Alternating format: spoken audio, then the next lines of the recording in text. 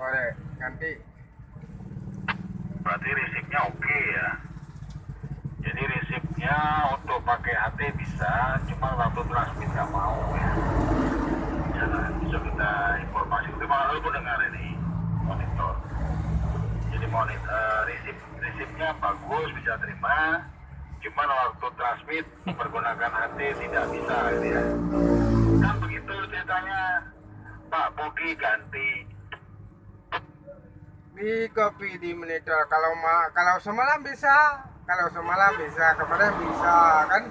Malam ini kok gak bisa. Aku diam terus. Dengar-dengar ngomong orang-orang di Rapide tadi. Ganti. Iya, kita ngomong sekarang ini. Posisi yang sekarang jangan tadi lah.